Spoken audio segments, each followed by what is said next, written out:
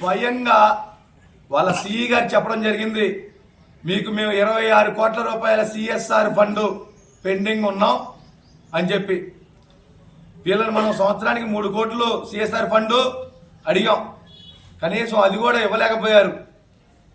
మరి వాళ్ళు 30 కోట్లు అయింది, అది 3 కోట్లు అప్పుడు ఇవ్వలేని మీరు 30 కోట్లకి ఎలా ఇస్తారు అని అడుగుతున్నాను నేను ఎన్టీపీఎస్ యాజమాన్యాన్ని. అలాగే ఈ 30 కోట్లు ఎలా వసూలు చేస్తారని చెప్పి అడుగుతున్నా ఈ ప్రజాప్రతినిధుల్ని. బూడిదమ్మిన డబ్బులు ఎవరి జేబుల్లోకి వెళ్తున్నాయి, ఎవరు అమ్ముకుంటున్నారు? ఈ రాజకీయ నాయకులు, ఈ ఎన్టీటీపీఎస్ అధికారులు కొమ్మక్క అయిపోయి మాకు ఆ రోజు 2014లో ఈ బూడిద మీద వచ్చే డబ్బులు సిఎస్ఆర్ ఫండ్గా ఇస్తామని చెప్పడం జరిగింది. మరి ఈరోజు ఆ బూడిద అమ్మిన డబ్బులు ఏమైపోతున్నాయి?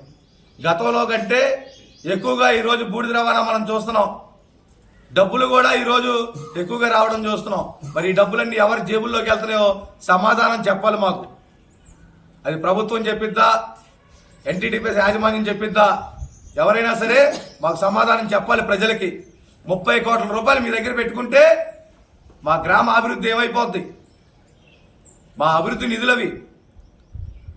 అలాగే 30 కోట్ల రూపాయలు సంవత్సరానికి 3 కోట్ల రూపాయలు మనకి రావాల్సిన నిధులు విడుదల తీసుకురాలని మీకు ప్రజలు ఏ రకంగా ఓట్లు వేయాలి? మీకు అది ఏ పార్టీ అయినా ఉన్నాయి, ఏ రకంగా ఓట్లు వేయాలి? మీకు మనకి రావాల్సిన నిధులు, ప్రజలకు రావాల్సిన నిధుల్ని కనీసం మీరు ప్లాన్ నుంచి 3 కోట్ల రూపాయలు సంవత్సరానికి తేలేకపోయారు.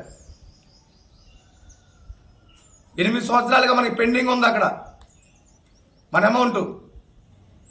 ఈ సందర్భంగా హెచ్చరిస్తున్నాం, మీరు కనుక ప్రజారోగ్యం విషయంలో కనుక ప్రజాప్రతినిధులు అవ్వచ్చు, ఎన్టీటీపీఎస్ యాజమాన్యం అవ్వచ్చు, చులకన భావంతో కనుక ఉంటే మీకు తగిన బుద్ధి చెప్తారని చెప్పి ప్రజలు ఈ సందర్భంగా తెలియజేసుకుంటున్నాం.